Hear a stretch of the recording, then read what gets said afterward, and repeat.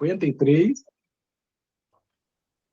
Então, a partir do verso 39 até o verso 53, a gente começou a falar sobre Nishkama Karma Yoga, né? Nishkama Karma Yoga, ou seja, executar atividades sem apego aos resultados. Livre de apego. Nishkama significa livre de apegos. Então, esse livre de apego significa que a pessoa já está com uma consciência superior, né? Ela não mais deseja benefícios próprios, né? Reconhecimento próprio. Tudo que ela faz é para Deus, né? Então, esse já se encaixa em serviço devocional, né? Ou seja, ao início de Bhakti Yoga.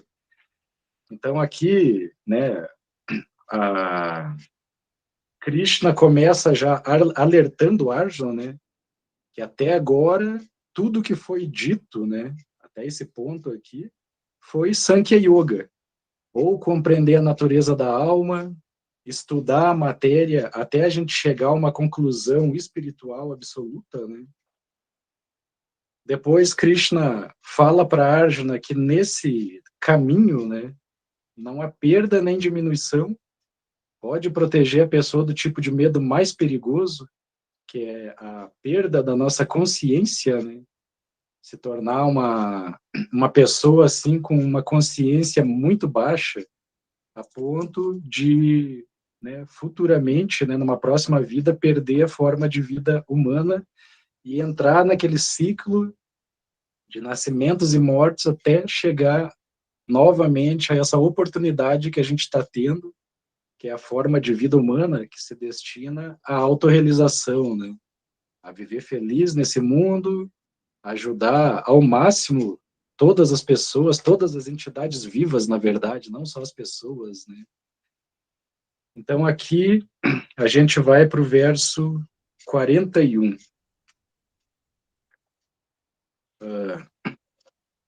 Vyavasayatmika buddhi.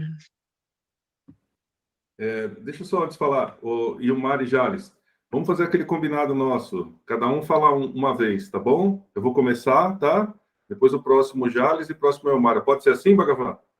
Para eles participarem Claro. também, senão ficou tudo ali, tudo acanhadinho ali. Você fala a tradução ou a a pronúncia do sânscrito também, é? A pronúncia do sânscrito. Maria. É só Então, repetir o sânscrito que ele fala e depois ler o verso em português, tá bom? Eu vou começar, tá bom? Depois o Jales, depois a Elmara, tá bom? A gente vai revezando. Nossa. Tá bom. Eu esqueci de cortar o freio da língua aqui para poder falar. Não precisa ter vergonha, pode arriscar, não tem problema, é um treinamento, tá? Aí, no caso que eu entendi, assim, que o Otávio falou, seria da tradução, né? Na tradução, aí cada um fala na sequência depois, né? Primeiro um, depois o outro, depois o outro. Mas no sânscrito também, né? No sânscrito também. No sânscrito também. No sânscrito, assim, tu fala, quando eu repito, aí todos repetem juntos, né? Ah, tá bom. Aí... É porque só fica a minha voz repetindo. Então já vou deixar aberto aqui já. Deixa todo mundo aberto aí. Sim. Pode abrir os microfones aí, então. Então, vamos lá de novo. Vyavasayatmika buddhi.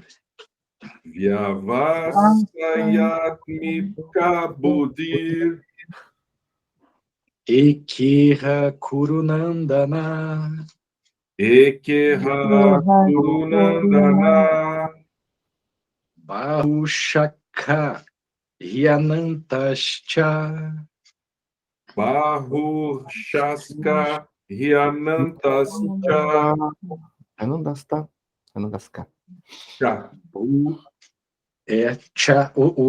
O C, ele é como um CH. Tá. Buddhayorvyavasainam. Buddhayorvyavasainam. Aqueles que estão nesse caminho são resolutos e têm apenas um objetivo. Ó amado filho dos Kurus, a inteligência daqueles que são irresolutos tem muitas ramificações. Então, aqui a gente já vê que Krishna está induzindo Arjuna a acreditar em algo que ele ainda não vê, né? Que é o que chamam de fé, né? Que até a Prabhupada começa falando aqui da fé, né? A fé é uma confiança inabalável em algo sublime, né? Então, aqui Krishna dá continuação, né, ao verso anterior, falando, já alertando Arjuna, né, que esse caminho, né, essas pessoas que têm em meta esse objetivo, né, que é a autorrealização, a meta delas é uma só, né? Elas não se desviam do objetivo. Talvez, né, em alguns momentos elas mudem um pouco o caminho, mas o objetivo delas é sempre um, né? Ou seja, a autorrealização. Então, né, agora Krishna vai começar a entrar no ponto onde do Nishkama Karma, né? Nishkama Karma, agir sem apego, né? Então, vamos para o verso 42, 43. Yang imam pushpitam vacham Yang imam pushpyacham vacham pravadanti avipastitaha pravadanti avipaschataha Veda Vadarata Partha Veda Vadarata Partha Nanya Dastiti Vadinaha Nanyadastiti Vadyanaha Kamatmana Swargapara Kamatmana Swargapara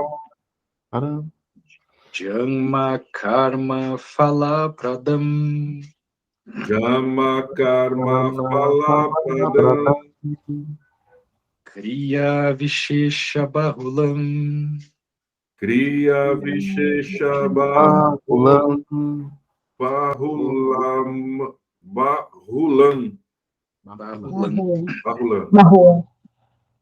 Boga Ishwarya Gatim Prati Bogashwarya Gatim Prati.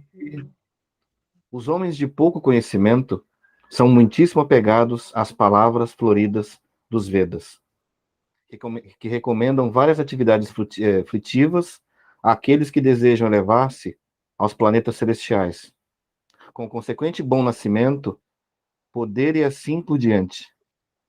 Por estarem ávidos em satisfazer os sentidos e ter uma vida opulenta, dizem que não há nada além disso. Então, Krishna começa também falando sobre a autoridade dos Vedas, né?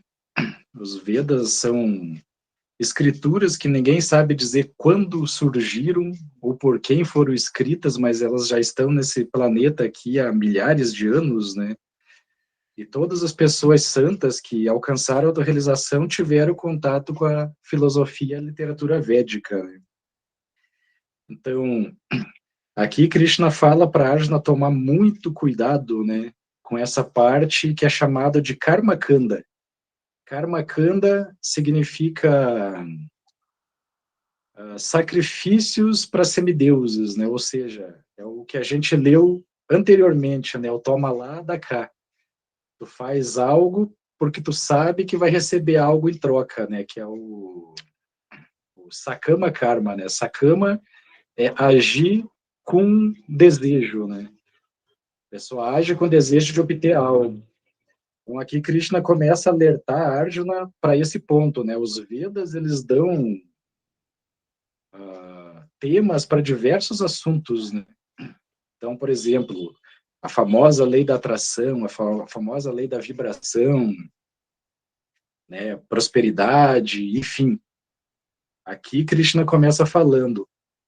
Os Vedas também falam disso, Arjuna. Só que você não deve se interessar por essas coisas, elas têm um início e têm um fim. Elas são temporárias, elas vão te dar um certo prazer imediato, mas você vai ter que arcar com as consequências depois, né? Então, a vida é feita de escolhas. Então, né, para quem deseja bom nascimento, no final da vida, e desfrutar nos planetas celestiais, enfim, várias coisas, né? A prosperidade nesse mundo, bons filhos, etc. Krishna fala que isso é bom, mas é temporário, tem algo além disso, né? Isso seria um pit stop para quem tem um certo interesse, né? Mas para quem tem uma mentalidade resoluta, como ele falou anteriormente, a meta dela é uma só, né? Então aqui a gente vai para o 44, né? Se alguém tiver algum comentário, alguma pergunta, assim, pode ficar à vontade, viu? Bhagavan, Pode falar, Otávio. eu não sei o que aconteceu com o meu vídeo aqui, eu não tô aparecendo no vídeo, não sei se vocês estão me vendo, né? Ele tá toda hora, vai, volta, não sei o que aconteceu aqui não, mas pelo menos dá para ouvir a voz. Eu Que tava, bom, né? eu tava aqui refletindo uma coisa sobre o que você está comentando, porque no fim das contas, a gente vivendo nesse mundo, a gente é levado a seguir um caminho só da materialidade e pouco dá vazão ou atenção para algo que é mais elevado, que seria até essa própria, não vou dizer necessidade, mas esse sentimento de buscar algo além daquilo que é proposto nessa vida cotidiana que a gente está. Então, com as distrações que o mundo vai propondo, a gente acaba esquecendo de olhar para esse lado. E acha que não tem nada além disso, que não tem, inclusive, esses planetas celestiais, né? Então, como é que a gente consegue manter esse foco, claro, em fazer o que tem que ser feito aqui, mas também não perder a atenção naquilo que realmente é importante? Meu mestre espiritual, ele sempre fala, né, que quando o aluno está preparado, né, muitas vezes o professor aplica um teste surpresa, quando ele sente que o aluno está preparado, né? Uhum. E Deus é a mesma coisa, né? Quando ele vê que a gente tá preparado, tá forte de alguma maneira, né? Ele sempre manda um teste. Se a vida sempre é perfeita, né? Se a vida sempre é perfeita, a gente sempre está feliz, né? Tudo de maravilhoso sempre acontece no nosso dia, nada de ruim, né? Significa que Deus não está te olhando nesse momento, né? Ele está pensando, não, isso daí ele é fraco, então vamos deixar ele desse jeito assim mesmo, né? Deixa assim, né? Mas se a pessoa, né, ela está determinada e não se influencia muito, né, com as coisas que o mundo oferece, né, geralmente ela é um forte candidato a passar por esses testes, né? Uhum. Com esses testes vão vir e dali, né, a gente vai ter assim uma percepção, né, muitas vezes espiritual, de que, nossa, isso foi bom para o meu crescimento, eu precisava passar por isso para mudar tal coisa. Então, Legal. são testes, né? Tudo que aparece na nossa vida são testes para preparar a gente para algo maior, né? Uhum. Porque enquanto a gente não se frustrar realmente, né, com o mundo material, de perceber que ele é temporário, que ele, né, dá uma felicidade muitas vezes imediata, mas que depois tem uma consequência. Então, Uhum. enquanto a gente não se frustrar nesse sentido, não é se frustrar de abandonar tudo, de largar Sim. tudo, ir para o meio do mato, que nem a Arjuna está querendo aqui, né? Para a Uhum. floresta, para não enfrentar mais ninguém, né? Para não ter atrito, não ter decisões, ter uma vida aparentemente espiritual, né? Tranquila, que Uhum. não é recomendado isso. Mas, né, os testes servem para que a gente possa realmente progredir, avançar e ver além, né? Então, Uhum. com essa preparação, todo o restante vai vir, sabe? A realização de coisas mais sutis, a realização né, de outras realidades que a gente não está acostumado, mas lá no fundo a gente sabe que existe, Uhum. né? que é impossível ter, né, milhões de planetas, alguns que a gente nem conhece, que nem está no nosso sistema planetário aqui, né? Sim, No sim. nosso sistema solar também, que estão lá apenas por estarem, né? Aham. E são vazios, que não existe vida, né, que foram criados para agradar os nossos olhos, né? Que nós somos a única espécie de vida inteligente. E é um erro, né? É, Porque é se a verdade. gente, se a gente lê na Bíblia mesmo, né?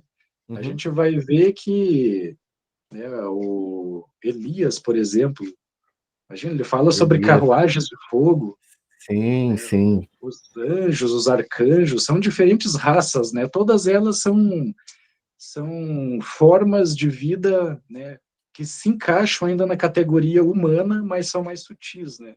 Mas Uhum. todos eles ainda assim estão sujeitos a nascimento e morte, né? Porque Entendi. fazem parte do sistema planetário superior, né, Uhum. celestial, mas até os planetas celestiais acabam com o final do ciclo, né, das eras. Então, a única coisa que não muda é o espiritual. Os Uhum. mundos espirituais, onde Deus reside em diferentes formas para diferentes adoradores, né? Sim. Então, né, esse seria uma colocação, né, Uhum. preparatória para a gente realmente se animar Tá. a buscar realmente pela vida espiritual, que é a única vida, né? Uhum. O restante tudo é temporário e vai acabar quando esse corpo acabar, né? Sim. Vamos Legal. preparar a nossa consciência para abandonar esse corpo da melhor forma possível, né? Não sei Uhum. se vocês assistiram lá o vídeo do YouTube que eu tinha comentado, né, sobre a última lição. Não vi ainda. É bacana ver a última lição, né, de Prabhupada. Uhum. Deixa eu Vamos. só falar uma coisinha. Pessoal, quando o Bhagavan estiver falando, seria bom se vocês fechassem o microfone de vocês. Porque senão acontece o seguinte, a gravação, ela é feita de acordo com quem está falando. Então, se ele está conversando e a gente fala, ah, tá, aham, ah, sim, é tal, a gravação sai da tela dele, vai para a tela quem falou é sim, depois volta para ele. Vai para você, volta para ele. Vai para você, volta para ele.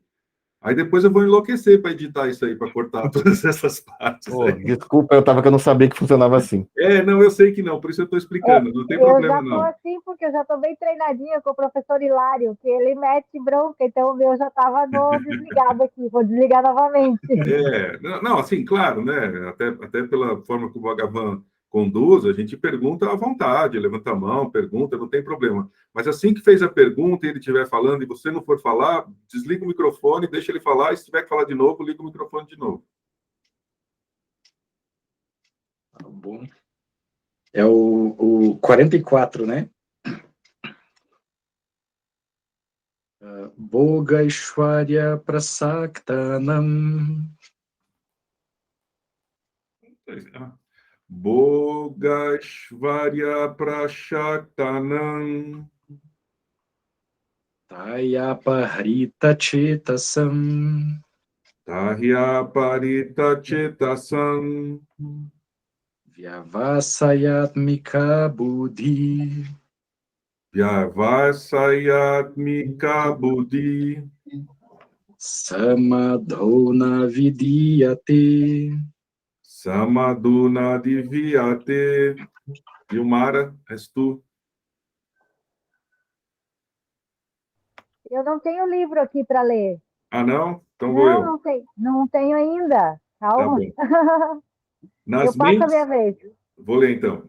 Nas Tá. mentes daqueles que estão muito apegados à gratificação dos sentidos e à opulência material, e que se deixam confundir por essas coisas, não ocorre a determinação resoluta de prestar serviço devocional ao Senhor Supremo.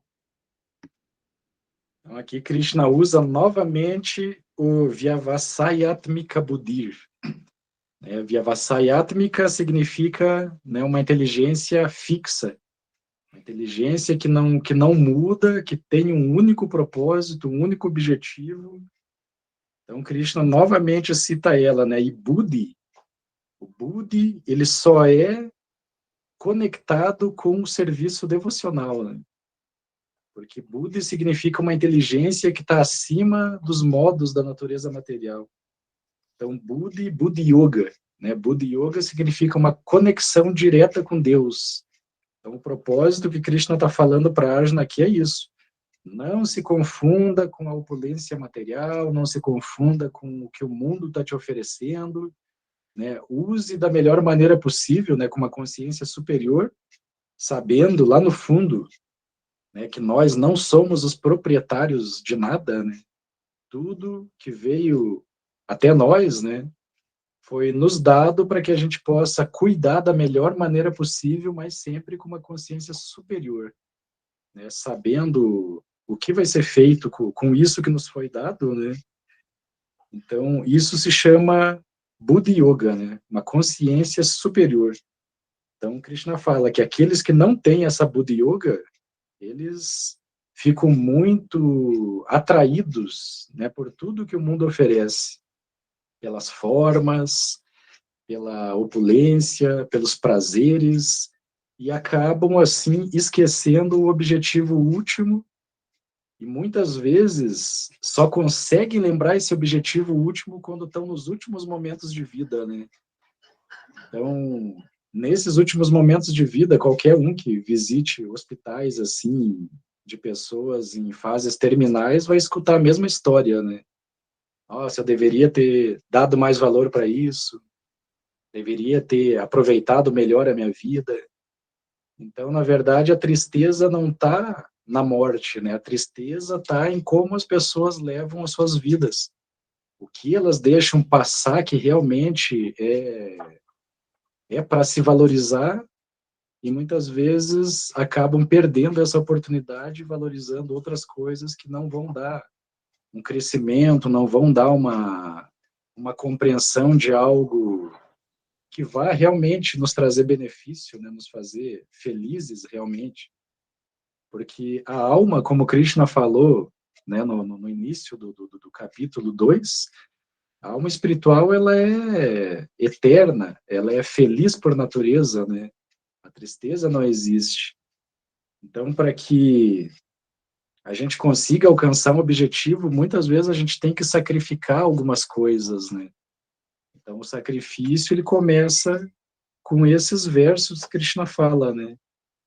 Se manter firme com o objetivo, né, superior, e não se deixar seduzir, né, pelas coisas que o mundo oferece.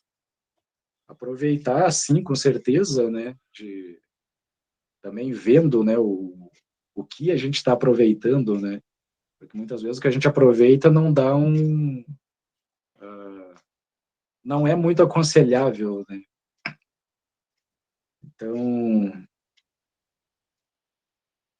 essa determinação resoluta que Krishna fala aqui só ocorre no momento em que a pessoa decide pela vida espiritual, né?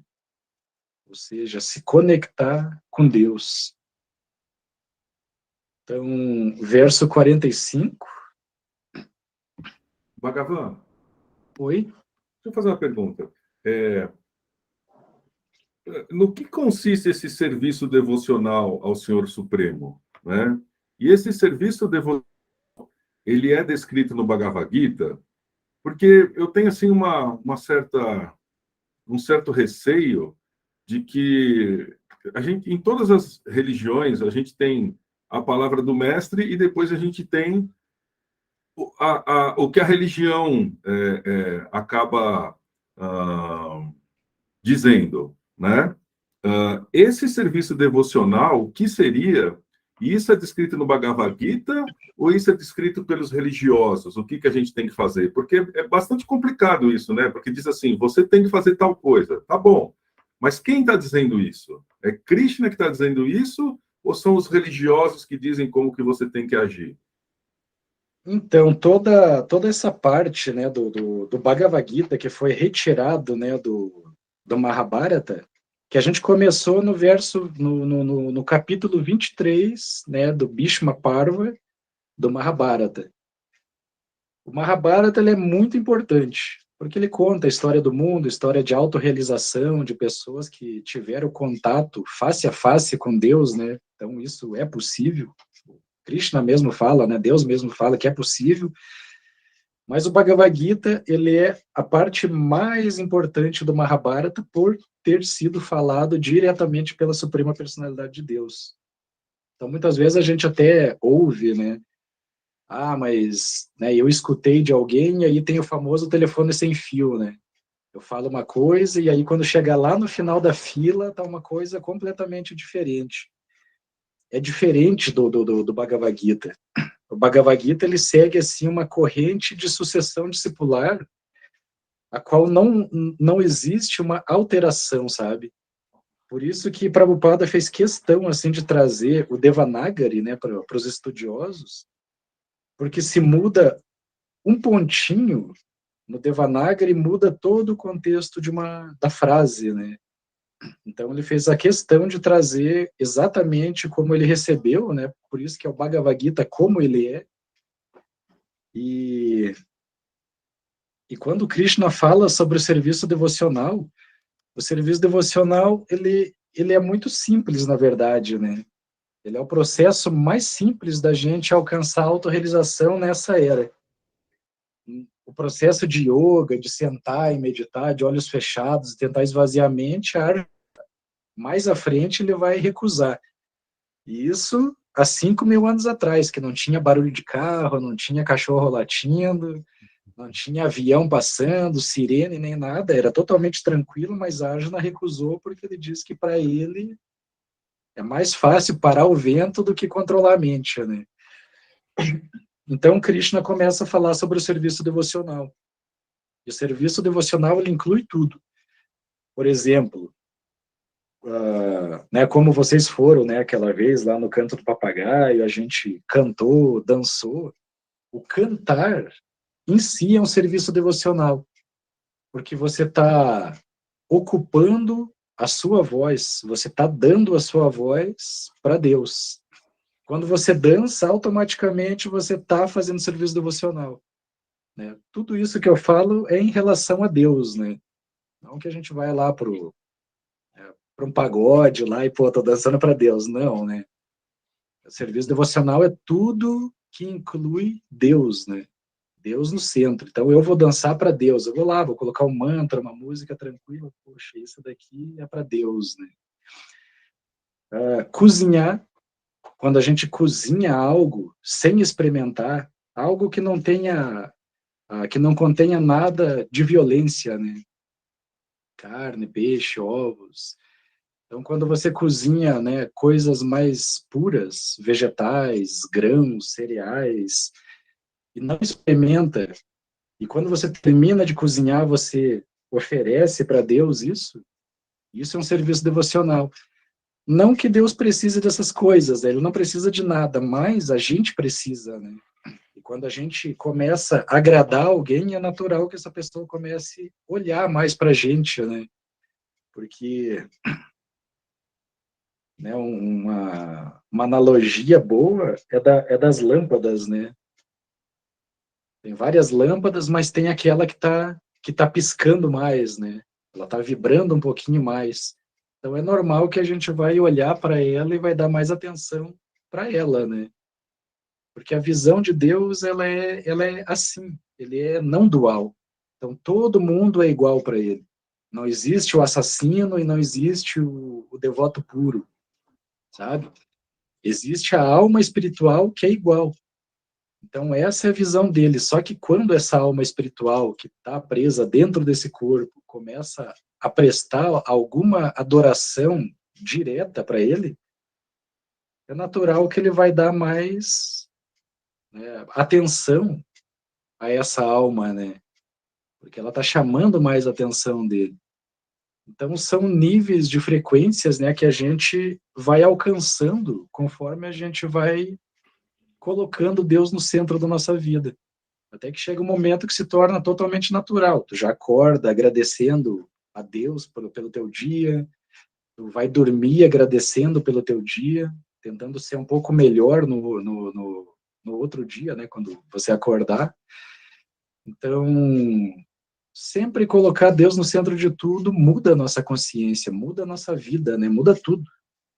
Então, o serviço devocional, ele é isso. Tudo que tu faz para Deus se encaixa em serviço devocional, que pode ser 9 tipos de processos, né, que a gente vai falar mais tarde, mas são 9 tipos de processos que incluem ouvir, primeiro, é o Shravana, que é o nome dos chalés lá, né, Shravana, ouvir, a Smarana, lembrar, né, tá sempre lembrando de Deus em qualquer situação, principalmente nas boas, não só nas ruins, né, mas principalmente nas boas.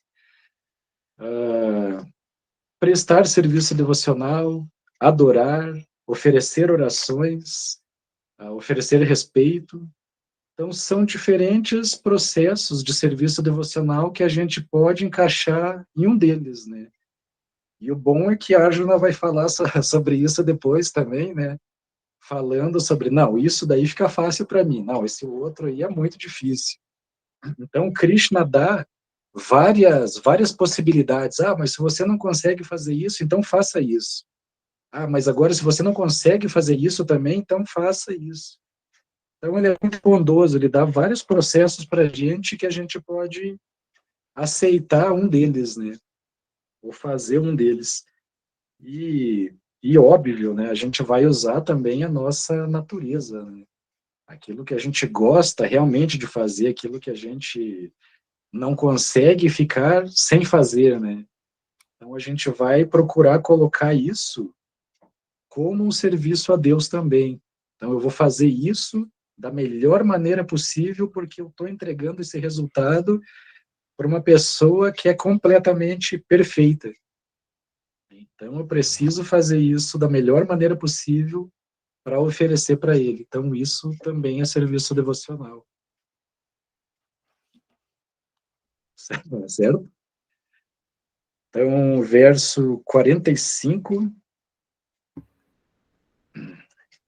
Traigunya Vishaya Veda. Tragunya Vishaya Veda. Nistraigunyo Bhavarjuna. Nistraigunyo Bhavarjuna. Nirdvando Nitya Sattvastu.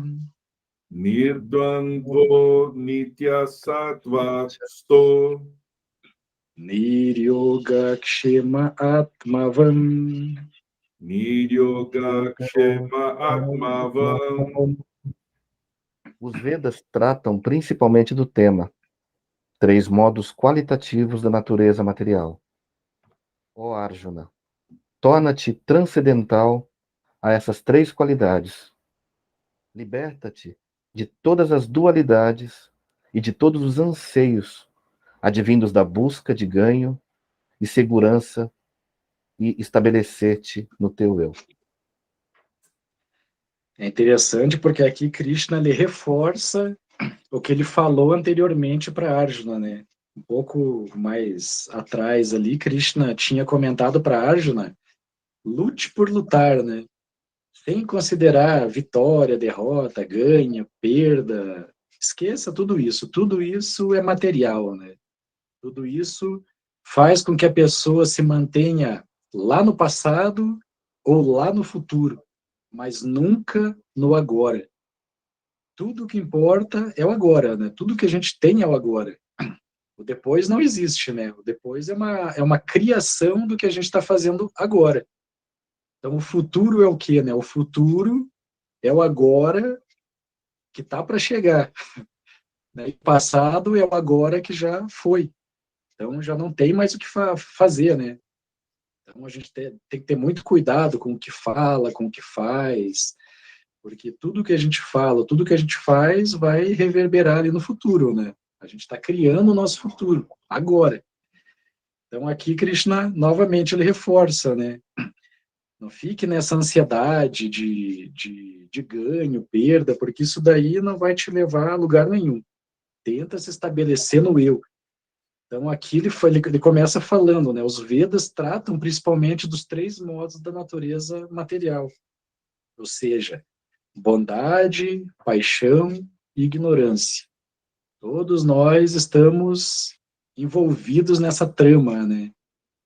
Como eu tinha falado com o Otávio, né, no último estudo que a gente teve, sobre a trança, né? Trança de cabelo.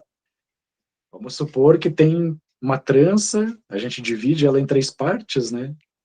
E cada parte a gente pinta de uma cor, uma de vermelho, uma de azul e uma de preto. Então a gente vai entrelaçar ela e muitas vezes o preto vai ficar por cima, muitas vezes o azul vai ficar por cima, muitas vezes o vermelho vai ficar por cima. Então a gente está envolvido durante o nosso dia nesses 3 modos. É impossível fugir deles materialmente falando, né? Porque a gente pode acordar bem, né? Ou a gente pode acordar naquela ignorância de, nossa, hoje o dia não vai ser bom. Mas algo pode mudar no teu dia que tu fala, nossa, o dia se tornou maravilhoso, né? Então tu mescla, né, nesses modos da natureza material. E tudo está relacionado aos 3 modos. A alimentação, lazer, a nossa mentalidade, tudo. Nada escapa dos 3 modos da natureza material. Então, o que Krishna está falando para Arjuna aqui, não se influencie com esses modos, se mantenha acima deles. E o acima deles existe um modo que é chamado de bondade quase pura. É Sattva Guna. A Sattva Guna ela é chamada de bondade pura, né? Sattva é bondade e Guna é o modo, né? O modo da bondade que está numa plataforma mais pura. Porque quando a gente chega na bondade, é possível para a gente compreender, né, coisas superiores. Se a gente está de paixão para baixo, aí ou a gente só pensa em criar, só pensa em curtir, e só pensa, ou só pensa em desfrutar, que aí já está mais na categoria da ignorância, né? A pessoa não mede as consequências e se entrega ao que está sendo dado ali naquele momento e não leva em consideração se aquilo vai ser bom ou ruim depois, né? Então, aqui Krishna está falando para Arjuna o início da vida espiritual, né? Arjuna já compreendeu que ele é uma alma espiritual que não morre, que é eterna, plena de conhecimento e bem-aventurança, que se ele fizer certas coisas, ele vai ganhar com aquilo, e se ele não fizer, ele vai perder com aquilo, que é o Sakama Karma. E agora, no Niskama, Krishna está começando a colocar Arjuna realmente na plataforma espiritual. Você deve agir acima dos 3 modos e você deve buscar coisas superiores. Nada de coisas materiais. As coisas materiais, elas vão vir, naturalmente. Mas você não deve se iludir com elas. Você deve buscar a compreensão realmente espiritual. Então, alguém tem alguma dúvida, alguma colocação a respeito desse verso? Então vamos para o 46. Yavan artha udapane Yavanarta udapane sarvata samplutodake Sarvata Samplutudake tavan sarveshu vedeshu Tavam Sarveshu Vedeshu brahmanasya vijanataha Brahmanasya Vichanataha. Todos os propósitos satisfeitos por um poço pequeno podem imediatamente ser satisfeitos por um grande reservatório de água. De modo semelhante, todos os propósitos dos Vedas podem ser cumpridos por aquele que conhece o seu propósito subjacente. Então aqui, né, Krishna já começa a se aprofundar, né? Imagina a gente, né, num deserto. Eu falo assim porque eu passei por uma situação parecida, sabe? Mas não no deserto, foi no meio do mato, assim. Mas Imagina só, você tá fraco, né, com sede, muito cansado, e de repente você vê um pocinho de água, né, algo pequeno assim. Nossa, você fica muito satisfeito numa hora dessa, mas imagina você encontrar um reservatório grande, né? Automaticamente você vai desfrutar demais, você vai entrar, você vai nadar, você vai tomar aquela água, você vai ficar muito feliz e provavelmente vai ficar mais tranquilo. Porque é dito também que é onde existe reservatórios de água, a mente fica mais tranquila, né? Então aqui Krishna, ele não fala apenas desse pequeno poço, né? O que ele está passando para Arjuna aqui é que os Vedas, eles podem te dar muitos benefícios materiais nessa vida e também pode te dar uma vida nos planetas celestiais pelas coisas que você está fazendo aqui, né? É dito que todo mundo que mexe com caridades, né, com programas sociais, com o bem-estar de outras pessoas, essas pessoas, elas já em outras vidas tiveram contato com isso, né? Ou seja, provavelmente elas praticaram algum tipo de processo karma kanda, né, que deu para elas uma certa facilidade para que nessa vida elas possam dar continuidade a isso, né? Só que como a gente falou anteriormente, não adianta, né, como Krishna falou, né, anteriormente, não adianta apenas a gente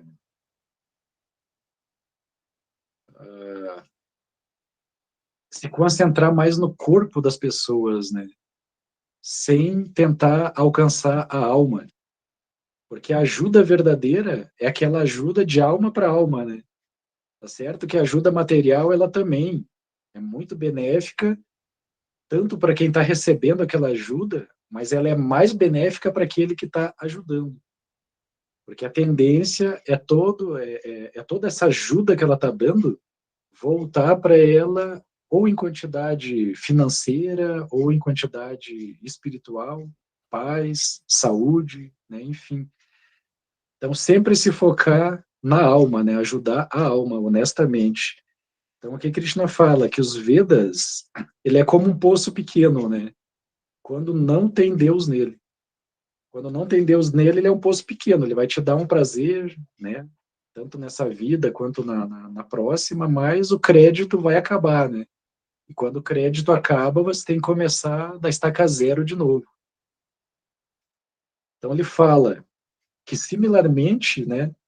Todos os propósitos dos Vedas, tudo que os Vedas oferecem, podem sim, sem esforço, ser alcançado por aquela pessoa que sabe o que existe por trás dos Vedas, né? Ou seja, o que é mais importante na literatura védica é compreender Deus, né? Compreender a nossa relação com Deus. Então, todo o propósito dos Vedas, como Krishna vai falar adiante, é unicamente compreender quem é Krishna, né? Para que a gente possa desenvolver a nossa relação com ele, porque a gente já tem uma relação, só que está adormecida. A gente não lembra, né? Então aqui ele fala que o propósito pode ser cumprido por aqueles que compreendem o que existe por trás dos Vedas. E por trás dos Vedas é justamente aquele que os Vedas glorificam o tempo todo. É Deus, né? Então aqui a gente vai entrar numa conexão, porque nem todos os capítulos do Bhagavad Gita se conectam naturalmente, né? Muitas vezes a conexão tu vai encontrar lá no meio, por exemplo, do capítulo 1, ou lá no meio do capítulo 2. Então, esse verso 47 que a gente vai entrar agora, né, se vocês quiserem anotar, ele é um verso que conecta com o capítulo 3, e a conexão vai dar diretamente lá no verso 19. Então, o capítulo 2, ele termina, e essa conexão não é natural. A conexão vai dar lá no verso 3, 19, no capítulo 3, verso 19. Então, vamos só dar uma especulada lá, para a gente ver o que ele está falando, né? Então, aqui no verso 47, vamos ler o sânscrito primeiro dele e a tradução, depois a gente vai lá para o Karmani evadikaraste. Karmani evadikaraste. Ma faleshu kadachana. Ma faleshu kadachana. Ma karma falaheturbhur. Ma karma falaheturbhur. Mate sangostva karmani. Mate sangosto a karmani. Tens o direito de executar teu dever prescrito, mas não podes exigir os frutos da ação. Jamais te consideres a causa dos resultados de tuas atividades e nunca te apegues ao não cumprimento do teu dever. Aqui Krishna está falando sobre a ação, a inação e a ação condenável, né? Então, nunca, né? Aliás, você tem o direito de executar seu dever. E a única coisa que a gente tem nesse mundo é isso, né? O famoso livre-arbítrio é isso. Você tem o direito de executar o teu dever ou não, né? Então ele fala, executando ou não, você tem um resultado. Pode ser bom ou pode ser ruim, vai depender de cada um de nós, né? Mas em momento algum a gente pode exigir os frutos da ação. O resultado ele vai vir de acordo com aquilo que a gente faz. E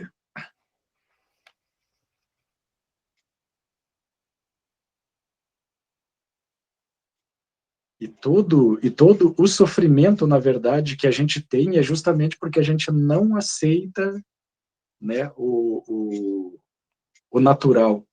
A gente não aceita o natural.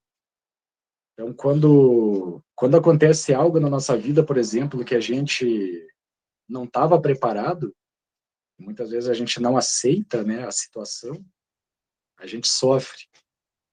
Sofre porque não está na nossa capacidade o controle daquilo.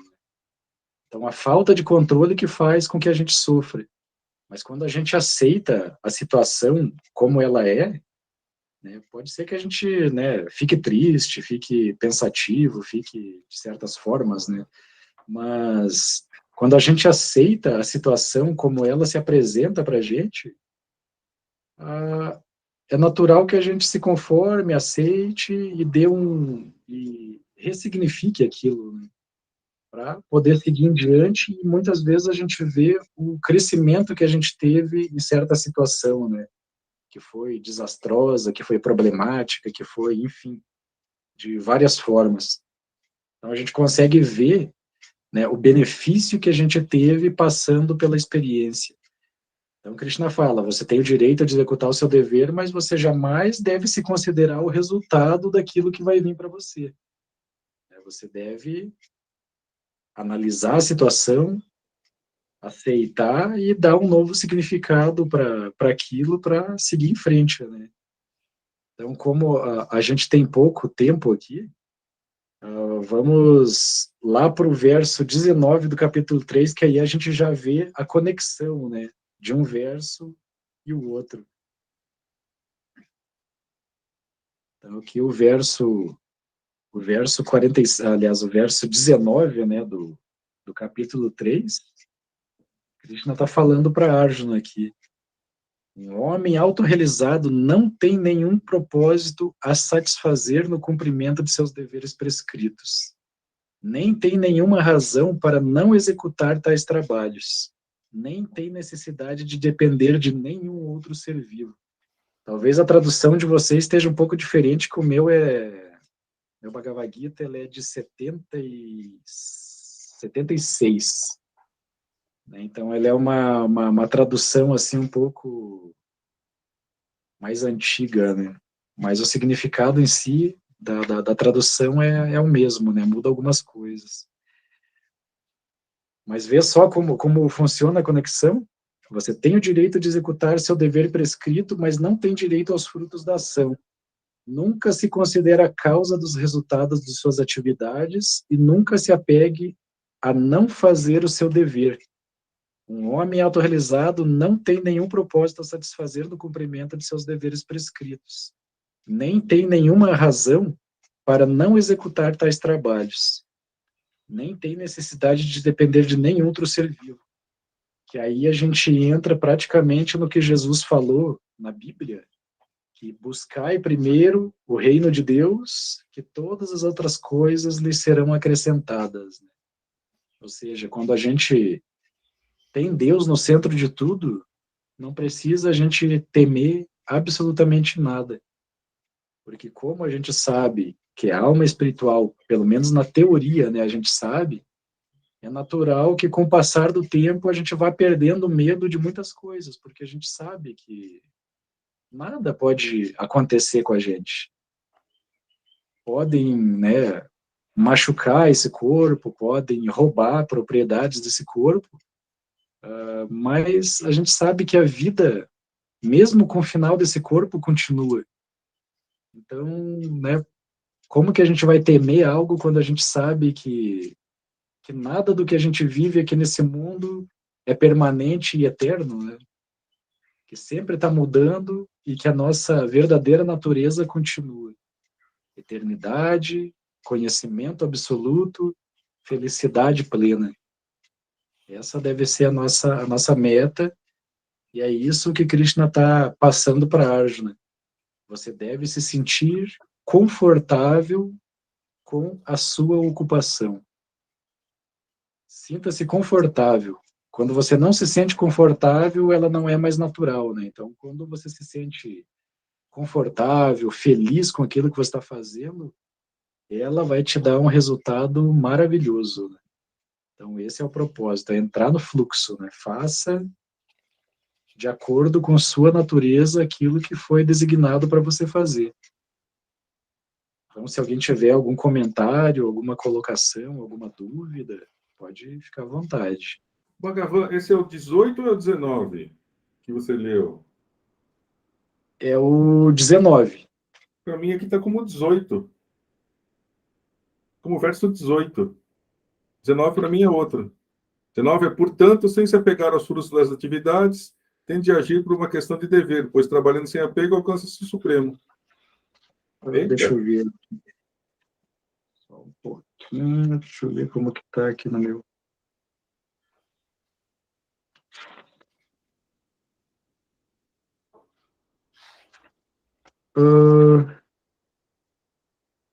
Tá certo.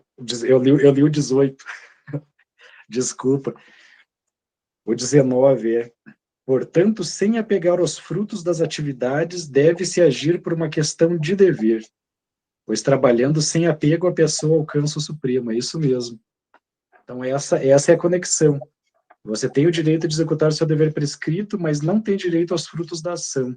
Nunca se considere a causa dos resultados de suas atividades e nunca se apegue ao não cumprimento de seu dever.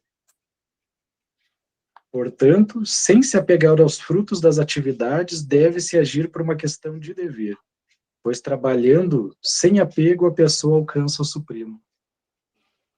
Obrigado, Otávio. Obrigado. Então, né, isso fecha o que Krishna está falando sobre Nishkama Karma. Agir sem interesse, agir sem esperar algo em troca, apenas agir por agir, né, para cumprir aquilo que a pessoa se determinou a fazer sem esperar nada em troca, né.